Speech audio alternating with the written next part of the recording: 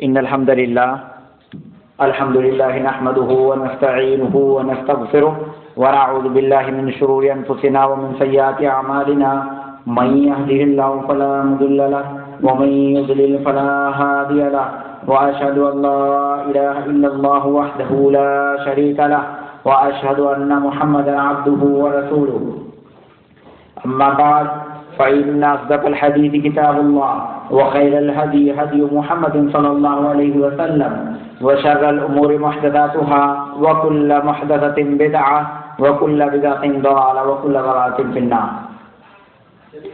قال الله تبارك وتعالى في كلامه المجيد: اليوم أكملت لكم دينكم وأتممت عليكم نعمتي ورضيت لكم الإسلام دينا.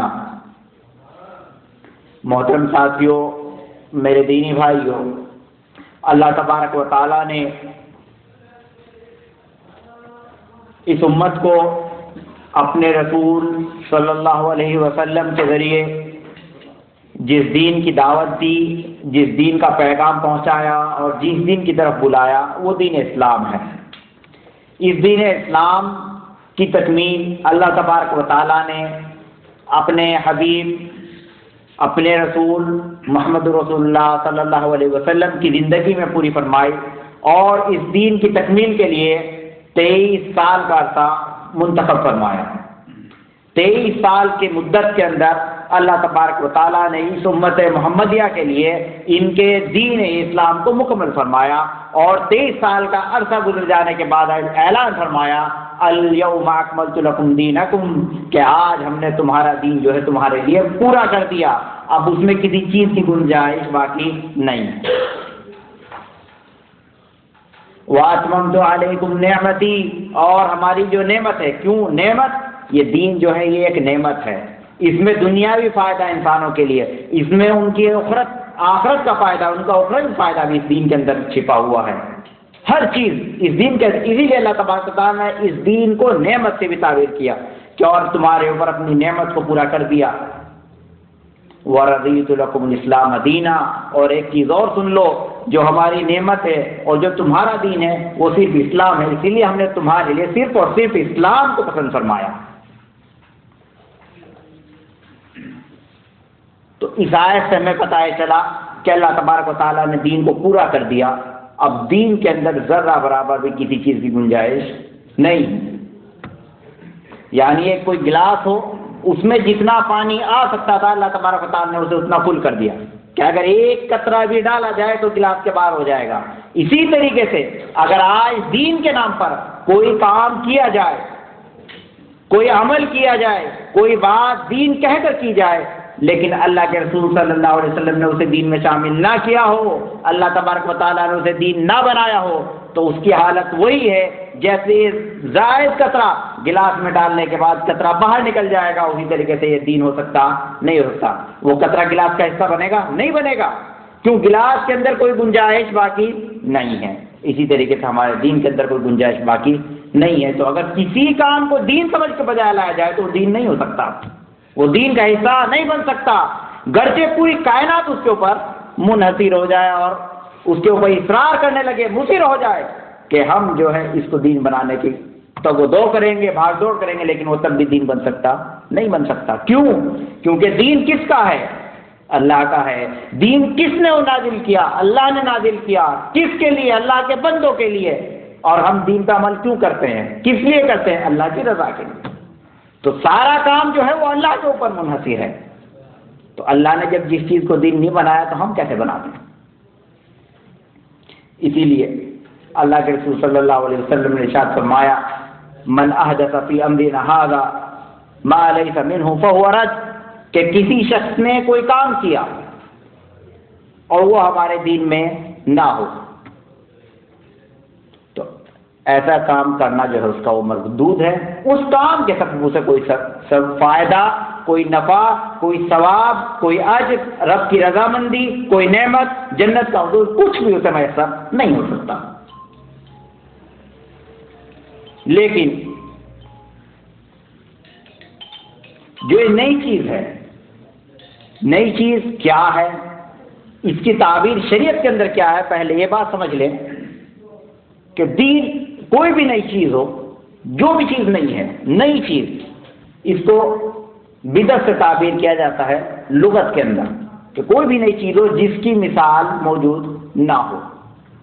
اللہ تبارک و تعالیٰ قرآن کے اندر اپنی صفت کو بیان کرتے ہوئے ارشاد فرماتا ہے بدیع السماوات والارض، کہ اللہ وہ ذات ہے جس نے زمین اور آسمان کو ایسے پیدا کر دیا کہ ان کی صاف کا کوئی مثال موجود نہیں تھی، کوئی سیمپل نہیں تھا، ڈائریکٹلی بنا دیا۔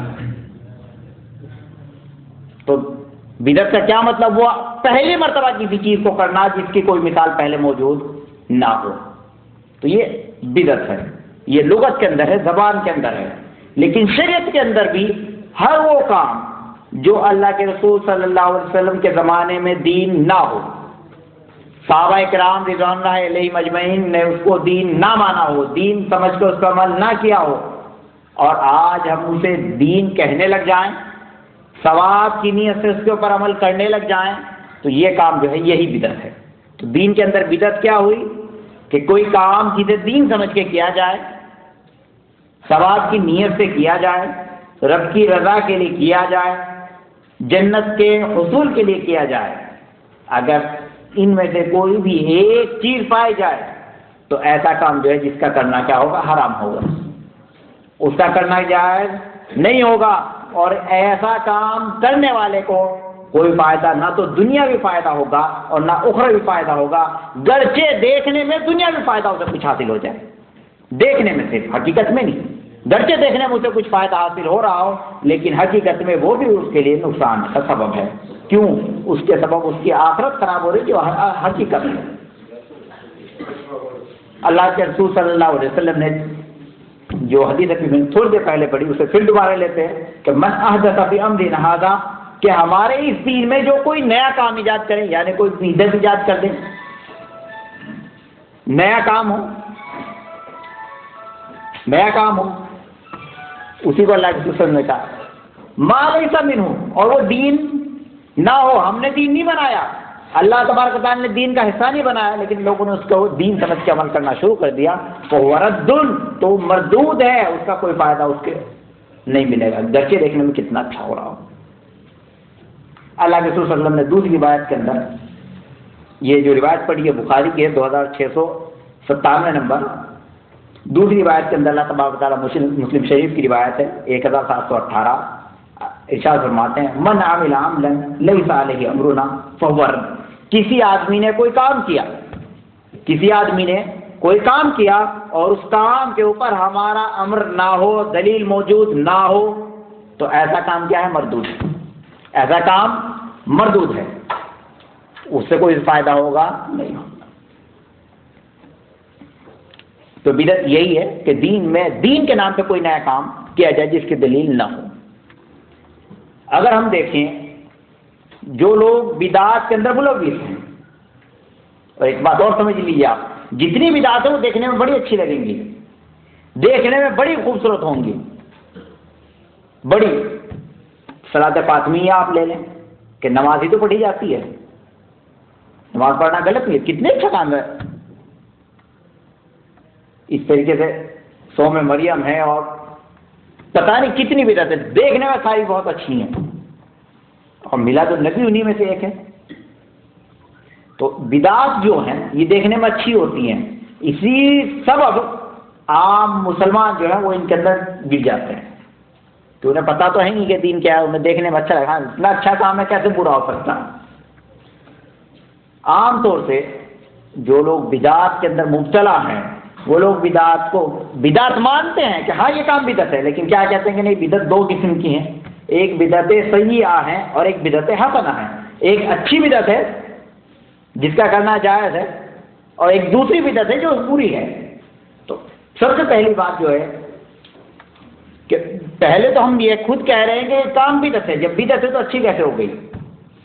اگر اچھی ہوتی تو اللہ کے رسول بتاتے کہ نہ بتاتے؟ اگر بتاتے کہ نہ بتاتے اگر اچھی ہوتی؟ امام مالک رضی اللہ تعالیٰ، امام مالک رحمۃ اللہ علیہ کہتے ہیں کہ جو شخص دین کے اندر بدعت ایجاد کرتا ہے اور اسے اچھا سمجھتا ہے، جو شخص دین کے اندر بدعت ایجاد کرتا ہے اور اسے اچھا سمجھتا ہے، فقد زعم ان محمد الرسول صلی اللہ علیہ وسلم خان الرسالہ لأن اللہ تعالی یقول اليوم اکملت لکم دینکم، کہ وہ شخص اس بات کا گمان کرتا ہے، اس کا یہ عقیدہ ہے کہ اللہ تبارک و تعالی نے رسالت کا پیغام پہنچانے میں، امانت میں خیانت کر دی ہے، پورا دین امت تک نہیں پہنچایا۔ اگر کوئی شخص دین کے اندر بدعت ایجاد کرے، بدعت کے اوپر عمل کرے اور یہ کہے کہ یہ بدعت حسنہ ہے، امام مالک کہتے ہیں کہ ایسا شخص جو ہے اس کا یہ عقیدہ ہے کہ محمد رسول اللہ صلی اللہ علیہ وسلم نے دین نہیں پہنچایا، دین میں خیانت کر لی ہے۔ کیوں؟ کیونکہ اللہ تبارک و تعالیٰ ارشاد فرماتا ہے الیوم اکملت لکم دینکم، کہ آج میں نے تمہارا دین تمہارے لیے پورا کر دیا۔ ما لم یکن یومئذ دینا لا یکون اليوم دینا، اور جو چیز اللہ کے رسول صلی اللہ علیہ وسلم کے زمانے میں دین نہیں بن سکی، دین بننے کے قابل نہیں تھی، آج وہ دین بن سکتی نہیں بن سکتی۔ امام مالک کا یہ قول الاعتصام، کتاب الاعتصام کے اندر جلد نمبر 1 صفحہ نمبر 28 کے اوپر لکھا گیا ہے۔ تو بس کہنے کے بعد امام مالک کی جو بات بالکل صحیح بات ہے کہ اگر ہم آج کسی چیز کو کہیں گے نہیں اچھی ہے، بدعت حسنہ، اس کے کرنے میں کیا برا ہے، تو کہ اس کا مطلب یہ ہے کہ اللہ کے رسول صلی اللہ علیہ وسلم کو یا تو اس کا علم نہیں تھا، اللہ کے رسول اپنی جیب سے دین بنا کے دیتے تھے، نہیں، اللہ تبارک و تعالیٰ وہی نازل کرتے تھے، وہی دین تھا۔ تو اس کا مطلب اللہ کی ذات کے بارے میں ہمارا عقیدہ کہ اللہ کو اس کی اچھائی نہیں پتہ تھی، جو آج ہمیں پتہ ہے کہ کام اچھا ہے دین بننے لائق ہے، ایک۔ یا پھر دوسرا جو نقصان ہے، اللہ نے تو بتایا لیکن اللہ کے رسول صلی اللہ علیہ وسلم نے امت تک نہیں پہنچایا، امانت میں خیانت کر دی، یہ دوسرا نقصان۔ دونوں صورتوں میں سے ایک صورت لازم آئے گی، اور دونوں صورتیں ایسی ہیں کہ جس کا عقیدہ ان دونوں میں سے کسی ایک کے اوپر ہوتا ہے، ایسا شخص جو اسلام سے باہر ہوگا، ایسا شخص اسلام سے باہر ہو جائے گا۔ جو بدعات ہیں بہت ساری ہیں، لیکن بدعات میں جس مہینے میں ہم گزر رہے ہیں، اس مہینے میں ربیع الاول کے مہینے میں سب سے خطرناک جو بدعت ہے، جو مسلمانوں کے ایمان کے ساتھ، ان کے جذبے کے ساتھ جو کھلواڑ کر رہی ہے، وہ عید میلاد النبی کی بدعت ہے، کہ اللہ کے رسول صلی اللہ علیہ وسلم کی ولادت کی مناسبت سے میلاد منایا جائے، جشن منایا جائے، پروگرام رکھے جائیں، جلسے کیے جائیں، جلوس نکالے جائیں، ناچ گانے کی محفلیں رکھی جائیں۔ آگے آ جائیے بھائی، آپ لوگ پیچھے سے آ جائیے، سب لوگ ادھر سے آگے آ جائیے، آگے پیچھے کر فل کر لیجیے۔ تو اس بدعت کے اندر دینی نقصان، مالی نقصان بے تحاشا، دنیا بھی برباد اور آخرت بھی برباد۔ تو یہ میلاد النبی جو ہے، اس کو اگر ہم سمجھیں کہ یہ ہے کیا، اللہ کے رسول صلی اللہ علیہ وسلم کی زندگی میں اگر جشن منایا جائے، پہلے ہم بنانے پہ بات کرتے ہیں، منایا جائے، سب سے پہلے دیکھتے ہیں کہ ولادت کب ہوئی ہے، میلاد النبی ہے نا، کہ اللہ کے رسول صلی اللہ علیہ وسلم کی ولادت سے مناسبت سے میلاد النبی کے بارے میں، کہ اللہ کے رسول صلی اللہ علیہ وسلم کی پیدائش کب ہوئی، مہینے کے بارے میں مفسر مورخین کا اتفاق ہے کہ ربیع الاول کے مہینے میں ہوئی۔ ایک شاذ قول ملتا ہے صرف رمضان المبارک کا، جسے علامہ ابن عبد البر نے ذکر کیا، ایک شاذ قول ہے، ورنہ عموماً سب نے یہ کہا کہ ربیع الاول کے مہینے میں ہوئی ولادت، مہینہ پتہ ہے۔ دوسرے دن کے بارے میں جب بات آئی، جتنے بھی مورخین ہیں جو تاریخ لکھنے والے ہیں، سب کا اس بات پہ اتفاق ہے کہ سوموار کے دن، پیر کے دن، یوم الاثنین کے دن اللہ کے رسول صلی اللہ علیہ وسلم کی ولادت ہوئی۔ اللہ کے رسول صلی اللہ علیہ وسلم کی پیدائش جو ہے وہ پیر کے دن ہے، سوموار کو، یوم الاثنین میں، اس پہ بھی اتفاق ہے۔ اب تیسرا مسئلہ جو ہے وہ تاریخ کا آتا ہے کہ کس تاریخ میں ہوئی، میلاد النبی دن سے منائی جاتی ہے تاریخ سے؟ اب یہ سمجھیے، ہم تاریخ سے مناتے ہیں نا، تو مہینے پہ ہم نے نہیں منانی، ہمیں دن سے نہیں منانی، تاریخ سے منا رہے ہیں نا۔ اب دیکھا جائے کہ تاریخ کے اوپر جو مورخین ہیں ان کا کیا مطلب ہے، وہ کیا کہتے ہیں، کیا ان کا نظریہ ہے۔ تاریخ کے بارے میں بڑا اختلاف ہے کہ تاریخ کون سی صحیح ہے۔ علامہ ابن کثیر اپنی کتاب السیرۃ النبویہ کے اندر صفحہ نمبر 199 سے 200، 199 اور 200 صرف یہی ذکر کرتے ہیں کہ مورخین جو ہیں ان کا اللہ کے رسول صلی اللہ علیہ وسلم کی تاریخ کے بارے میں کیا نظریہ ہے۔ موبائل سائلنٹ پہ رکھ لیں بھائی، ڈسٹرب نہ ہو۔ سب سے پہلے علامہ ابن عبد البر کا بتایا کہ ان کا ایک قول شاذ قول ملتا ہے، دوسرا قول جو ہے معروف جو ہے، علامہ ابن عبد البر کہتے ہیں کہ اللہ کے رسول صلی اللہ علیہ وسلم کی پیدائش جو ہے وہ 2 ربیع الاول کو ہوئی۔ کتنی تاریخ؟ 2 ربیع الاول۔ دوسرا قول علامہ ابن حزم کا ہے، اللہ کے رسول صلی اللہ علیہ وسلم کی پیدائش 8 ربیع الاول کو ہوئی۔ 2 قول ہو گئے۔ تیسرا قول علامہ ابو جعفر، اللہ کے رسول صلی اللہ علیہ وسلم کی پیدائش 10 ربیع الاول کو ہوئی۔ چوتھا قول امام ابن اسحاق، اللہ کے رسول صلی اللہ علیہ وسلم کی پیدائش 12 ربیع الاول کو ہوئی، اور اس کے علاوہ 15 ربیع الاول، 18 ربیع الاول، 22 ربیع الاول کا بھی ذکر حافظ ابن حجر نے فتح الباری کے اندر کیا ہے کہ یہ بھی قول ملتے ہیں۔ اب سوچئے اگر جشن منایا جائے تو کس تاریخ پر منایا جائے؟ کتنی تاریخ ہوئی ہمارے سامنے؟ 2 ہے، 8 ہے، 10 ہے، 12 ہے، 15 ہے اور 22 ہے۔ 7 تاریخ میں کس تاریخ کو جشن منائیں؟ پہلے تاریخ فکس ہو، اور اس تاریخ کے اختلاف سے یہ بات ثابت ہو گئی صحابہ کے یہاں اس کا اہتمام نہیں تھا۔ کیوں؟ اگر صحابہ کے یہاں جشن میلاد ہوتا تو سب ایک پہ متفق ہو جاتے۔ متفق ہوتے کہ نہیں ہوتے؟ ان کا اس میں اختلاف اس بات کی کھلی دلیل ہے کہ صحابہ اور ائمہ محدثین کے دور میں یہ چیز نہیں تھی، ان کے یہاں اس کی کوئی اہمیت نہیں تھی۔ لیکن اگر آپ آج کسی کو کہیں کہ عید میلاد النبی بناتے ہو، اس میں تو اختلاف ہے، تاریخ غلط ہے، یہ بتائیں آپ انہیں۔ اور اگر 12 ربیع الاول بھی مان لیا جائے، 12 ربیع الاول ہی مان لیا، تاریخ کا جو اختلاف اسے بھی سائڈ میں رکھ دیں کہ ٹھیک ہے ہم نے آپ کی بات مان لی، 12 ربیع الاول جو ہے یہی پیدائش کا دن ہے، تو کیا جشن منانا صحیح ہے یا نہیں ہے؟ سوال یہ ہے۔ اب اس کا جواب یہ ہے، اللہ کے رسول صلی اللہ علیہ وسلم کا دین ہے، اللہ کے رسول صلی اللہ علیہ وسلم کے واسطے سے آیا نا ہمارے پاس۔ اللہ کے رسول نے کیا کہا؟ من عمل عملا لیس علیہ امرنا فہو رد۔ ہاں، کوئی شخص کوئی کام کرے جس پہ ہمارے پاس دلیل نہ ہو، وہ کام مردود ہے۔ اللہ کے رسول صلی اللہ علیہ وسلم نے پوری زندگی میں کتنی بار میلاد منائی؟ پہلا سوال، کتنی بار؟ اللہ کے رسول صلی اللہ علیہ وسلم نے خود کتنی بار منائی ہے؟ دوسرا سوال، صحابہ نے کتنی بار منائی؟ اللہ کے رسول صلی اللہ علیہ وسلم نے چلو خود نہیں بنائی، خود اللہ کے رسول صلی اللہ علیہ وسلم نے خود نہیں منائی، صحابہ نے کتنی بار منائی؟ یہ بھی تو پتہ چلے۔ صحابہ کا زمانہ کتنا ہے؟ 100 ہجری تک ہے۔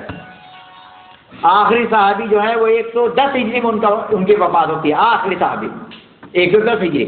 ان صحابہ نے کتنی مرتبہ میلاد النبی منائی؟ صحابہ سے آگے آئیے، تابعین نے کتنی مرتبہ، تبع تابعین نے کتنی مرتبہ؟ جب انہوں میں سے کسی نے نہیں بنائی تو آج کیسے بنا لیں؟ آج کیسے بنا لیں؟ اور اختلاف کی وجہ یہی ہے کہ ان کے یہاں اس جشن کا، اس محفل کا کوئی اہتمام نہیں تھا، اس لیے اتنا بڑا اختلاف تاریخ کے بارے میں پایا گیا۔ اگر آپ کہیں کہ انہوں نے نہیں منائی تو تم کیوں مناتے ہو؟ پرانے علماء تھے جو لوگ مناتے ہیں، انہی میں سے جو پیچھے گزر گئے، ان کو مانتے تھے اس بات کو کہ سلف تعلیم یعنی کہ صحابہ، تابعین اور تبع تابعین میں میلاد النبی نہیں منائی گئی۔ وہ مانتے تھے کہ شریعت سے اس کے اوپر کوئی دلیل نہیں ہے، لیکن آج کے لوگ اس کے اوپر مصر ہیں کہ دلیل لیتے ہیں، انشاءاللہ اس پر بات ہوگی۔ سب سے پہلے غلام رسول سعیدی، انہوں نے مسلم شریف کی شرح لکھی ہے۔ غلام رسول سعیدی مسلم کی شرح جلد نمبر 3 صفحہ نمبر 179 کے اوپر لکھتے ہیں، سلف تعلیم یعنی صحابہ اور تابعین نے محفل میلاد نہیں منعقد کی، صحابہ اور تابعین نے محفل میلاد نہیں منائی۔ اسی طریقے سے مفتی احمد یار نعیمی گجراتی علامہ سخاوی سے نقل کرتے ہیں کہ میلاد شریف تینوں زمانوں میں سے کسی نے نہ کیا، صحابہ، تابعین اور تبع تابعین، 3 زمانے، تینوں میں سے کسی نے نہیں بنا۔ بعد میں ایجاد ہوا، یہ بعد کے لوگوں نے بنایا۔ اب ایجاد کس نے کیا، یہ کب ہوا، اس میں دو قول ہیں اور دونوں میں کوئی تعارض نہیں ہے۔ پہلے شروع ہوئی، اس کے بعد یہ بند ہوئی۔ سب سے پہلے فاطمیوں نے اس کو شروع کیا۔ میلاد النبی مناتے تھے، میلاد فاطمی مناتے تھے، میلاد علی مناتے تھے، میلاد حسن، میلاد حسین، سب مناتے تھے وہ، تو انہوں نے شروع کیا۔ لیکن امیر افضل بن امیر الجیوش، انہوں نے سختی سے جو ہے منع کر دیا اور بند ہو گیا، ایک لمبے عرصے بند رہا، لوگ تقریباً بھول گئے۔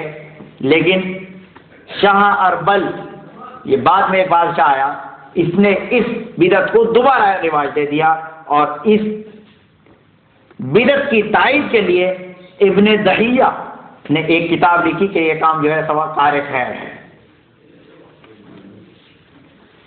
یہ چیز جو ہے کتاب المواعظ والاعتبار بذکر الخطط والآثار، جلد نمبر 1 صفحہ نمبر 490 کے اندر لکھی گئی ہے۔ یہ تو اس کی عمومی تاریخ کی دنیا میں اس کا معاملہ کب ہوا، لیکن انڈیا، پاکستان اور بنگلہ دیش کا جو علاقہ ہے جسے ہند کہا جاتا ہے، اس میں کب سے شروع ہوئی، اس میں کب سے شروع ہوئی؟ پاکستان کے اندر آپ لوگوں میں اکثر لوگ جانتے ہوں گے، مشہور ناول نگار ہیں نسیم حجازی، اسلامک ناول لکھتے ہیں یہ۔ ان کا جو اخبار ہے اس کے اندر احسان صاحب لکھتے ہیں کہ لاہور میں عید میلاد النبی کا جلوس سب سے پہلے 5 جولائی سن 1933، یعنی جب انڈیا پاکستان کا بٹوارا ہوا، 47 میں بٹوارا ہوا، اس سے تقریباً 14 سال پہلے پہلا جلوس نکلا۔ بٹوارے سے 14 سال پہلے، اس سے پہلے کہاں تھی یہ؟ بمطابق 12 ربیع الاول 1352 ہجری یہ پہلی جلوس تھا جو نکلا، اور انگریزی حکومت سے باقاعدہ لائسنس حاصل کیا گیا۔ اخبار روزنامہ کوہستان 22 جولائی 1946 عیسوی، یہ اخبار کی ڈیٹیل تھی کہ ہوا۔ لیکن اگر ہم اس کے علاوہ بھی دیکھیں، اور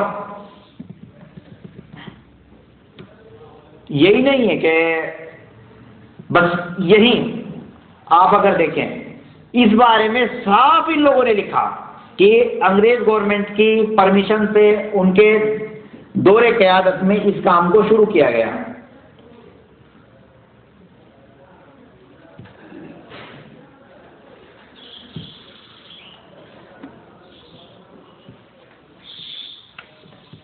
پیرزادہ اقبال احمد فاروقی کتاب کے مصنف ہیں، کتاب کا نام ہے لاہور کی علمی تاریخ پر ایک بے شمار کتاب، تذکرہ علماء اہل سنت والجماعت لاہور۔ کتاب کے صفحہ نمبر 298 کے اوپر لکھتے ہیں کہ اس دن انگریزوں کے پہلے، یعنی جو احمد رضا خان بریلوی ہیں، وہ کہ ان کی جو خدمات بہت ساری ہیں، ان میں سے ایک خدمت یہ بھی ہے کہ ان کے زمانے تک لوگ 12 ربیع الاول کو میلاد النبی کہتے ہیں نا، اسے 12 وفات سے جانتے تھے، 12 وفات سے یاد کرتے تھے کہ 12 وفات ہے۔ سنا ہوگا بھی کچھ لوگ جو ہے 12 وفات ہی بولتے ہیں، تو میلاد النبی نہیں کہتے تھے، اسے 12 وفات کہتے تھے۔ اللہ کے رسول صلی اللہ علیہ وسلم کی وفات کا دن ہے، اور اس پر تمام مورخین کا اجماع ہے کہ اللہ کے رسول صلی اللہ علیہ وسلم کی وفات جو ہوئی وہ 12 ربیع الاول کو ہوئی ہے، تو وفات النبی سے کہا جاتا تھا، غم کا دن مانتے تھے۔ اور بتاؤں گا انشاءاللہ کیا حالات سے مدینہ کے جب اللہ کے رسول صلی اللہ علیہ وسلم کے ساتھ یہ حادثہ آیا، تو انہوں نے اسے عید میلاد النبی کے نام سے تحویل کیا، عید میلاد النبی میں تبدیل کیا۔ 12 وفات کو گورنمنٹ پہ سفارش بھیجی کہ جیسے تم عیسیٰ علیہ السلام کا برتھ ڈے بناتے ہو کرسمس کے نام سے، ہمیں اجازت دے تو ہم بھی اپنے رسول کا برتھ ڈے بنا دیں۔ تو گورنمنٹ نے پرمیشن دے دی، انگریزوں نے اعلان کر دیا کہ رسمی ہو گئی، چھٹی ہے یہ پورے پورے جو حکومت ہے سب جگہ چھٹی رہے گی 12 ربیع الاول کی. ابھی بھی آپ دیکھیں بہت ساری جگہ 12 ربیع الاول کی چھٹی ہوتی ہے. یہ تب سے چلا آ رہا ہے انگریزوں کے زمانے سے. تو اس سے پہلے، اس ٹائم سے پہلے یہ کہاں تھا؟ میلاد النبی نہیں تھا، 12 وفات تھا. کیوں؟ اگر ہم تاریخ میں جائیں، اللہ کے رسول صلی اللہ علیہ وسلم کی وفات ہوئی، مدینے کے حالات کیا تھے؟ غم کا عالم اتنا تھا کہ لوگ اپنے حواس کھو چکے تھے. وعلیکم السلام. عمر رضی اللہ تعالیٰ عنہ ماننے کو تیار نہیں ہے کہ اللہ کے رسول صلی اللہ علیہ وسلم کی وفات ہو گئی. غصے میں آگ ببولا ہے، جو کہے گردن کاٹ دی. غصے میں آگ ببولا، صرف چاروں طرف غم ہی غم تھا. اتنا سخت غم جو ہے مدینہ والوں کو پہنچا، اور کیوں نہ پہنچے کہ جو مدینہ والے یہ صحابہ کرام رضوان اللہ علیہم اجمعین اپنی جانوں سے زیادہ اللہ کے رسول سے پیار کرتے تھے. کیوں نہ ہو کہ ہمارا کوئی عزیز جب ہمارے ساتھ سے چلا جائے، اس دنیا سے رخصت ہو جائے، اس کا انتقال ہمارے اوپر کیا گزرتی ہے. اور سوچئے کہ اللہ کے رسول صلی اللہ علیہ وسلم ان کی ساتھ سے نکل کے جا رہے ہیں تو ان کے اوپر کیا عالم رہا ہوگا. اندازہ لگائیے. اسی مناسبت سے مسلمان جو ہے 12 وفات کے نام سے یاد کرتے تھے، لیکن بعد میں ابلیس کی چالوں نے ان کے اوپر کام کیا اور انہوں نے اسے میلاد النبی اور خوشی کا دن بنا کے رکھ دیا. اللہ کے رسول صلی اللہ علیہ وسلم کے اوپر غم منایا صحابہ نے، اور ان لوگوں نے اس کے اوپر جشن منا لیا. تو اگر ان سے کہا جائے اب کہ بھائی اللہ کے رسول صلی اللہ علیہ وسلم نے میلاد نہیں منایا، جشن نہیں منایا، اللہ کے رسول صلی اللہ علیہ وسلم سے صحابہ کتنا پیار کرتے تھے کہ جانوں کے نذرانے دینے کو تیار ہیں. خبیب رضی اللہ تعالیٰ عنہ کو کون نہیں جانتا کہ پیٹھ پہ تیر کھائے، جب پیٹھ ختم ہوگی تو اس کا اللہ کے رسول سینہ ہے آپ کے لیے، سینے پہ تیر روکنے لگے اللہ کے رسول صلی اللہ علیہ وسلم کے. کون نہیں جانتا؟ جبیر رضی اللہ تعالیٰ عنہ کے بارے میں اللہ کے رسول صلی اللہ علیہ وسلم کے بارے میں یہودیوں نے سازش کی تھی کہ آج رات اللہ کے رسول صلی اللہ علیہ وسلم کو محمد کو قتل کر دیں گے. اللہ کے رسول سے یہ بات آئی. اللہ کے رسول نے کہا کون ہے جو آج پہرے داری کرے گا؟ زبیر رضی اللہ تعالیٰ نے کہا اللہ کے رسول میں کروں گا، اور میں آپ سے وعدہ کرتا ہوں اگر آپ کے گھر میں کوئی دشمن داخل ہو جائے تو یقین کر لینا زبیر اس دنیا کے اندر اب موجود نہیں ہے. اتنا پیار اور اتنی محبت اللہ کے رسول صلی اللہ علیہ وسلم سے. تو اگر منانا جائز ہوتا تو وہ لوگ پہلے منا لیتے، لیکن آپ کہیں کہ منانا جائز نہیں ہے، صحابہ نے نہیں منایا، اللہ کے رسول صلی اللہ علیہ وسلم نے نہیں منایا. کہا کہ نہیں یہ کام اچھا ہے، اللہ تبارک و تعالیٰ نے منایا. کیا منایا؟ کہ میلاد میں سلام پڑھا جاتا ہے، میلاد میں سلام پڑھا جاتا ہے. اور اللہ تبارک و تعالیٰ قرآن کے اندر سورہ مریم آیت نمبر 15 میں یحییٰ علیہ الصلوۃ والسلام کا میلاد منا رہا ہے. کیسے؟ اللہ کہتے ہیں وَسَلَامٌ عَلَيْهِ يَوْمَ وُلِدَ وَيَوْمَ يَمُوتُ وَيَوْمَ يُبْعَثُ حَيًّا.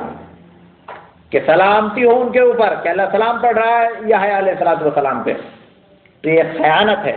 اللہ تبارک و تعالیٰ اس آیت کے اندر کیا مطلب ہے؟ کہتے ہیں سلام علیہ وسلام علیہ، اور یحییٰ علیہ الصلوۃ والسلام کے اوپر سلامتی ہو جس دن وہ پیدا ہوئے، جس دن ان کی وفات ہوئی، اور جس دن انہیں دوبارہ اٹھایا جائے گا. اسی طریقے سے سورہ مریم آیت نمبر 33 میں اللہ تبارک و تعالیٰ عیسیٰ علیہ الصلوۃ والسلام جو کے بارے میں بھی یہی بات کہتے ہیں والسلام. عیسیٰ علیہ الصلوۃ والسلام جب بچپن میں گود سے بولنا شروع کیا اس وقت عیسیٰ علیہ السلام کی زبانی یہ بات کہلوائی گئی تھی والسلام علیہ یوم ولدت و یوم اموت و یوم ابعث حیا. اور اللہ تبارک و تعالیٰ نے میرے اوپر سلامتی کی ہے جس دن میں پیدا ہوا، اور اس دن کرے گا جس دن میں مروں گا، اور اس دن جس دن میں دوبارہ اٹھایا جاؤں گا. تو ان کا کہنا یہ ہے کہ دیکھو اللہ تبارک و تعالیٰ نے اس میں ان کی پیدائش پہ سلام بھیجا ہے تو ہم بھی تو سلام بھیجتے ہیں. لیکن کوئی پوچھے اللہ تبارک و تعالیٰ اس آیت دونوں آیتوں کے اندر کہتا ہے وسلام علیہ یوم ولد، جس دن پیدا، ویوم یموت، تو اس کا مطلب جشن وفات بھی منایا جائے. اگر جشن میلاد منانا اس آیت سے ثابت ہوگا تو جشن وفات بھی تو مانا جائے گا کہ اللہ تبارک و تعالیٰ سلام پیدا ہونے والے دن اور مرنے والے دن دونوں دن بھیجتا ہے. تو جشن وفات کیوں نہیں مناتے؟ اگر یہ دھوکہ ہے صرف عوام کو دھوکہ دینے کی باتیں ہیں. اسی طریقے سے عوام کو گمراہ کرنے کے لیے کہ تمہیں نہیں پتا اللہ کے رسول صلی اللہ علیہ وسلم کا میلاد تو کافروں نے بھی منایا. کہ کیسے؟ کہ جب اللہ کے رسول صلی اللہ علیہ وسلم کی پیدائش ہوئی تو ابو لہب کو جس لونڈی نے خبر دی ابو لہب نے فوراً آزاد کر دیا، اور جتنا سونا اس وقت بدن پہ تھا سب ہبا کر دیا. کہ کس لیے کہ میلاد منایا اللہ کے رسول صلی اللہ علیہ وسلم کا. تو ان سے کہا جائے تو اس سے تو یہ پتہ چلا کہ میلاد منانا کافروں کی سنت ہے، مسلمانوں کا طریقہ نہیں ہے. ابو لہب مسلمان تو نہیں تھا، یہ تھا. تو میلاد منانا مسلمانوں کا ہے، اگر اس کو مانا ہے تو میلاد منانا کافروں کا طریقہ ہے. اور صحیح معنی یہی ہے کہ میلاد منانا کافروں کا طریقہ ہے. اور اگر آپ دیکھیں اسلام میں کسی کا برتھ ڈے منایا جاتا ہے؟ نہیں منایا جاتا، کسی کا برتھ ڈے نہیں ہے. کیوں؟ برتھ ڈے منانا غیر مسلموں کا طریقہ ہے. اللہ کے رسول صلی اللہ علیہ وسلم نے کہا من تشبہ بقوم فہو منہم، جو جس قوم کی مشابہت کرے وہ اس کے ساتھ ہے. تو نہ تو اپنے بچوں کا برتھ ڈے منانا جائز، نہ اپنا منانا جائز، نہ دوسرے کے میں شریک ہونا جائز، نہ کسی کو بدائی دینا جائز، نہ اللہ کے رسول صلی اللہ علیہ وسلم کا برتھ ڈے منانا جائز. کیوں؟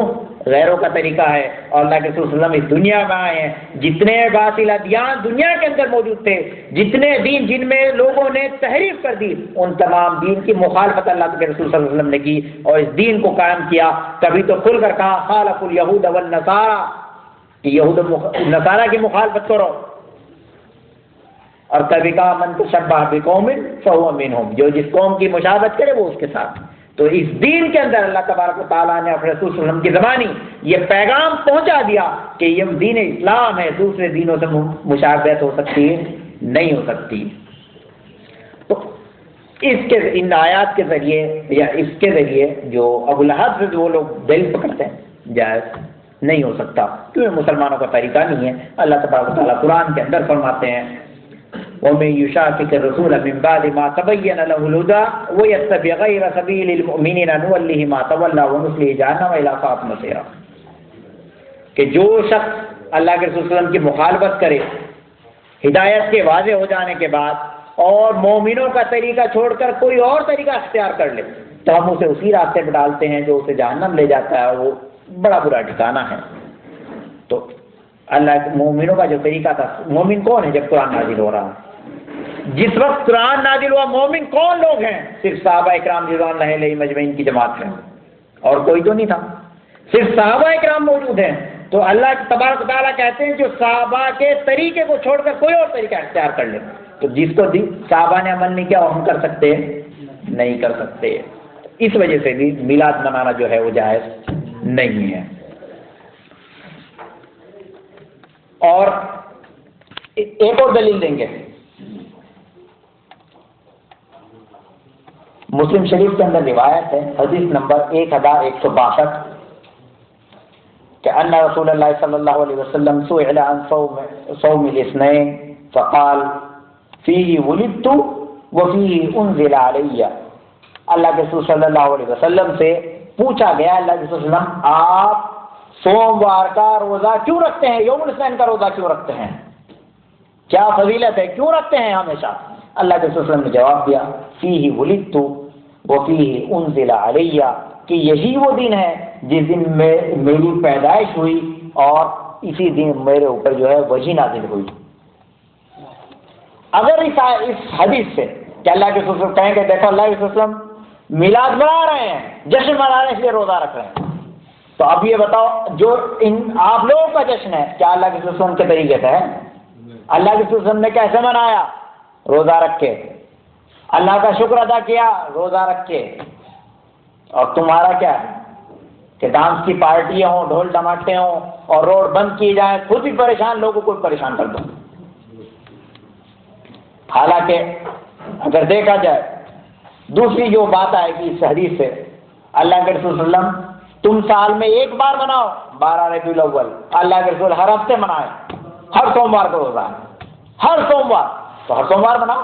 اللہ کے رسول صلی اللہ علیہ وسلم نے جس طرح منایا اس طرح مناؤ، رکھو سب لوگ روزے سوموار کے.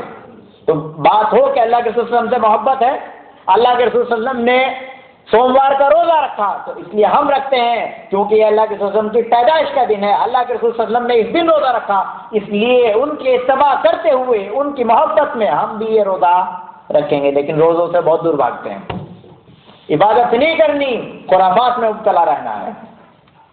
دوسری چیز اسی آیت سے تیسری چیز جو سامنے آتی ہے، اس میں اگر یہ دلیل پکڑی جائے کہ میلاد منانا جائز ہے، پیدائش کے دن کا جشن منانا جائز ہے، تو اللہ کے رسول صلی اللہ علیہ وسلم نے اس کے اندر دو بات بتائی.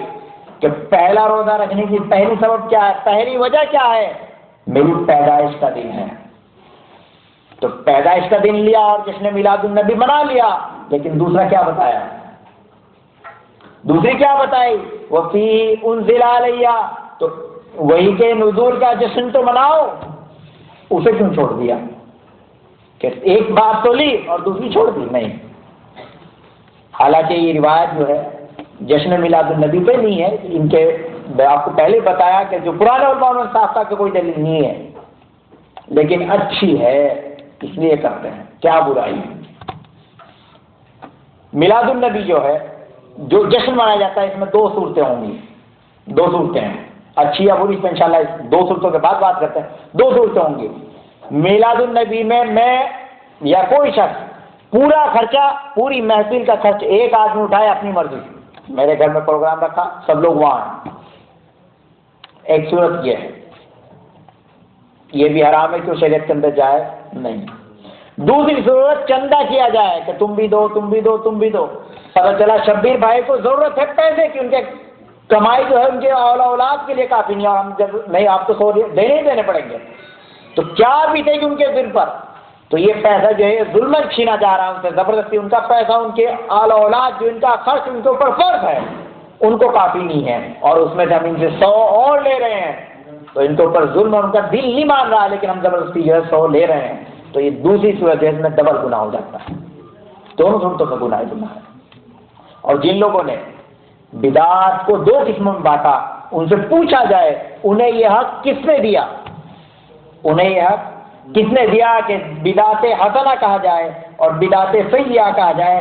حالانکہ ہم اکثر یہ بات سنتے ہیں، اللہ کے رسول صلی اللہ علیہ وسلم نے صاف اعلان فرمایا، ایاکم والمحدثات الامور کل محدثۃ بدعہ وکل بدعۃ ضلالہ وکل ضلالۃ فی النار، کہ تم لوگ دین کے اندر نئی چیز کے ایجاد کرنے سے بچو.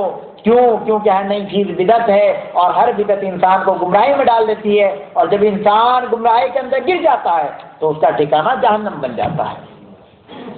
اللہ کے رسول نے عام اعلان فرمایا، دین کے نام پر کوئی بھی بدعت ہو، وہ اچھی ہو سکتی ہے، نہیں ہو سکتی، وہ جہنم جانے کا ذریعہ ہو سکتی ہے، جنت جانے کا راستہ نہیں بن سکتی. اللہ تبارک و تعالی ان لوگوں کو جو بدعات کے اندر مبتلا ہیں ہدایت دے، اور بدعات سے نکل کر سنت کی طرف آنے کی توفیق عطا فرمائے. آمین.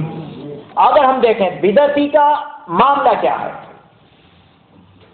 ہمیں پتا ہے اللہ کے رسول صلی اللہ علیہ وسلم نے بتایا، اللہ تبارک تعالیٰ نے بتایا کہ کافر جو ہے جہنم میں ہوں گے. مشرکوں کے اوپر جنت حرام ہے، ان کا ہمیشہ ہمیشہ کے لیے ٹھکانہ جہنم ہے.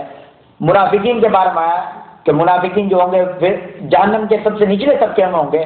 لیکن بدعتیوں کا کیا معاملہ ہے؟ جو بدعات کے اندر مبتلا ہیں ان کا کیا معاملہ ہے؟ اگر ہم دیکھیں اس بات کو سمجھنے کے لیے ایک حدیث ہمارے لیے کافی ہونی چاہیے. اللہ کے رسول صلی اللہ علیہ وسلم نے فرمایا، لعن اللہ الاربع، اللہ تبارک تعالیٰ نے 4 لوگوں کے اوپر لعنت کی. 4 لوگوں پہ لعنت ہے. لعن علی من ذبح لغیر اللہ، اللہ تبارک و تعالیٰ نے اس شخص کے اوپر لعنت کی جو اللہ کو چھوڑ کر غیر اللہ کے لیے ذبح کر دے. غیر اللہ کے لیے صدقہ کرے، غیر اللہ کے لیے کوئی جانور ذبح کرے، غیر اللہ کے لیے نذر و ریاض کرے، مشرک کے. لعن اللہ علی من لعن والدیہ، جو اپنے والدین کے اوپر لعنت و لعن تان کرے اس کے اوپر اللہ کی لعنت. یہ دوسری قسم ہو، دوسری چیز جس کے اوپر اللہ کی لعنت ہوئی. چاہے ماں باپ مسلمان ہیں، چاہے وہ کافر ہیں، لعن تان کی اجازت نہیں ہے. ابراہیم السلام نے کیا کہا تھا اپنے والد سے؟ وسلام علیکہ، آپ کے اوپر سلامتی ہو اور میں آپ کے لیے دعا مغفرت کرتا ہوں، یہاں تک کہ مجھے منع نہ کر دیا جائے. تو والدین چاہے مسلم ہو چاہے غیر مسلم، حسن سلوک کا معاملہ ان کے ساتھ جو ہے مسلمانوں کے اوپر فرض ہے کہ وہ اپنے والدین کے ساتھ حسن سلوک کا معاملہ کریں، چاہے مسلمان ہو چاہے غیر مسلم ہو. یہ عام ہے، اللہ تبارک تعالیٰ نے عام حکم رکھا ہے. دوسری کون سے ہوئے؟ لعن اللہ علی من لعن والدیہ، جو اپنے والدین کے اوپر لعن تان کرے ایسے شخص کے اوپر اللہ کی لعنت ہو. اور تیسرا من غیر منار الارض، جو زمین کے نشان مٹائے. زمین کے نشان مٹانے سے جو نشان ہوتے یہ نہیں ہے، 2 کھیت ہیں، بیچ میں میڑ ہے، میڑ کو لوگ کاٹتے ہیں، میڑ کاٹتے ہیں نا لوگ، برابر والے کی میڑ کاٹ رہے ہیں، ادھر سے راستہ کاٹ رہے ہیں، ادھر سے تالاب کو کاٹ رہے ہیں تاکہ زمین جو ہے 2 انچ جو ہماری جو زیادہ بڑھ جائے. فصل اس میں زیادہ نہیں ہونے والی ہے لیکن بڑھانے کے چکر میں اللہ تبارک و تعالیٰ اپنے رسول کی زبانی کا لعن اللہ علی من غیر منار الارض، جو زمین کے نشان مٹاتے ہیں ان کے اوپر اللہ کی لعنت ہو. اور چوتھا شخص سب سے اہم یہی ہے حدیث کو یہاں بتانے کا مقصد، لعن اللہ علی من اوی محدثا، جو اپنے گھر میں کسی بدعتی کو پناہ دے دے اس کے اوپر لعنت ہو. بدعتی پہ لعنت نہیں کی، جس نے گھر میں پناہ دے دی اس کے اوپر لعنت ہے. اب سوچو جس کو گھر میں پناہ دینے کی وجہ سے اللہ کی لعنت کا مستحق ہو جاتا ہے وہ خود عالم کیا ہوگا. صرف بدعتی کو گھر میں پناہ دینے کی وجہ سے، جو مہمان ہے کہ مہمان آیا بدعتی ہے، صرف اس کو پناہ دینے کی وجہ سے میزبان کے اوپر لعنت ہے. اب سوچو جو مہمان آ رہا ہے جس کی وجہ سے دوسرے پہ لعنت ہوگی، اس کا اپنا معاملہ کیا ہوگا. تو یہ ایک حدیث کافی ہے بدعتیوں کا حال سمجھنے کے لیے. اور اللہ تبارک و تعالیٰ کسی کو خاص کرم کی نظر سے دیکھے اور ہدایت دے تو دے، ورنہ بدعتی جو ہے بدعتی کے اندر مبتلا ہو کے مر جاتا ہے. کیوں؟ کیونکہ وہ بدعت کو دین سمجھے بیٹھا ہو. اللہ تبارک و تعالیٰ ہم لوگوں کی اور تمام مسلمانوں کی بدعت سے حفاظت فرمائے. بدعت بڑی خطرناک چیز ہے اور چاہے وہ دیکھنے میں کتنی بھی اچھی ہو، وہ دین نہیں بن سکتی اور اس سے کوئی فائدہ حاصل نہیں ہو سکتا. اس کے لیے میں عام طور سے جو مثال دیتا ہوں وہ یہی کہ اسلام نے ایک رکعت میں 2 سجدے رکھے. کتنے سجدے رکھے؟ 2 ہی کرتے ہیں نا، کوئی 3 بھی کرتا ہے، یہاں 2 ہی کرتے ہیں نا. اگر کوئی سجدہ کرنا تو اچھا کام ہے، کوئی ایک رکعت میں 3 سجدہ کرنے لگ جائے تو سجدہ کرنا تو صحیح ہے نا، ہے کہ نہیں ہے؟ عبادت ہے، اللہ کو بہت پسند ہے. لیکن 2 سجدوں کے بجائے کوئی ایک رکعت میں 3 کرنے لگ جائے تو نماز ہوگی کہ نہیں ہوگی؟ نماز ہی نہیں ہوگی. یہ نماز نہیں رہی، اب یہ نماز نہیں رہی. کیوں؟ اس نے اپنی منمانی اس کے اندر کر لی ہے، نماز سے نکل گیا، نماز نہیں. اسی طریقے سے قرآن پڑھنا اچھی بات ہے کہ نہیں ہے؟ اچھی بات ہے. کیا کوئی کہنے میں تو ٹوائلٹ میں بیٹھ کے پڑھوں گا، منع ہے نا، ٹوائلٹ میں اجازت نہیں ہے. کام ٹھیک ہے، آپ قرآن پڑھو بہت اچھا کام ہے، لیکن ٹوائلٹ میں. مغرب کی نماز کی فرض نماز کتنی رکعت پڑھتے ہیں؟ 3. کوئی کہنے میں تو 4 پڑھوں گا، تو کہ ظہر کی، عصر کی، عشاء کی 4 پڑھتا ہوں میں، تو مغرب کی 3 پڑھوں میں تو یہ بھی 4 پڑھوں گا. نماز پڑھنا غلط ہے صحیح ہے؟ غلط ہے کہ صحیح ہے؟ نماز پڑھنا اچھا کام ہے، لیکن دین میں زیادتی کی اجازت کسی کو نہیں ہے. اللہ کے رسول صلی اللہ علیہ وسلم کو بھی یہ اجازت نہیں ہے. اللہ تبارک و تعالیٰ اللہ کے رسول صلی اللہ علیہ وسلم کوئی بات اپنی طرف سے نہیں کہتے. اللہ تبارک و تعالیٰ کہتا ہے وَمَا يَنطِقُ عَنِ الْهَوَىٰ إِنْ هُوَ إِلَّا وَحْيٌ يُوحَىٰ، کہ اللہ کے رسول صلی اللہ علیہ وسلم جو بات کہتے ہیں صرف اور صرف وہی ہوتی ہے، اپنی مرضی ان کی شامل نہیں ہوتی. لیکن اس کے بعد بھی اللہ تبارک و تعالیٰ اپنے رسول کو مطلب پہ کرتا ہے وَلَوْ تَقَوَّلَ عَلَيْنَا بَعْضَ الْأَقَاوِيلِ لَأَخَذْنَاهُ مِنْهُ بِالْيَمِينِ ثُمَّ لَقَطَعْنَاهُ مِنْهُ. کہ نبی صلی اللہ علیہ وسلم، نبی کی صداقت پہ کسی کو شک ہے؟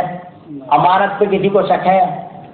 یہ مکہ والے کہتے ہیں بچپن سے کہ یہ صادق اور امین ہے، اس سے بڑا کوئی سچا اور اس سے بڑا امانت دار مکہ میں موجود نہیں ہے.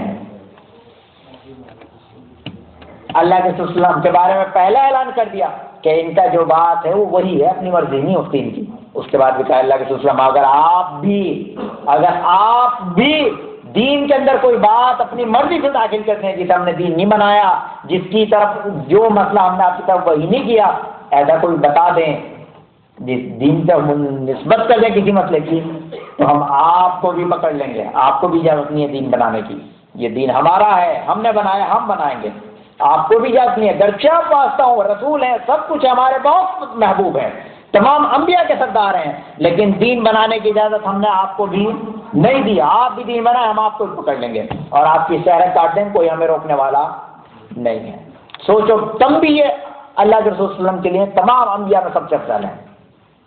تو عام عوام کو، ایک امتی کو یہ کس نے دیا ہو کہ دین کے اندر بدعت ایجاد کرے اور لوگوں کو بدعت کی طرف دعوت دے اور بدعت حسنہ کہنے لگ جائے.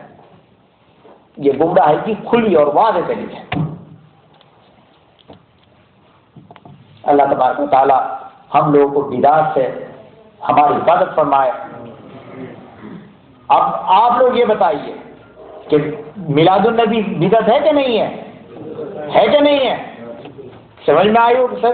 اگر کسی کو کوئی بات سمجھ میں نہ آئے تو پوچھ لے. کلیئر ہے نا؟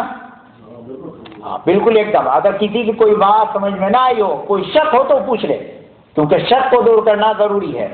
اور یقین ہو پھر بھی مذہب آدمی تب بھی پوچھ سکتا ہے.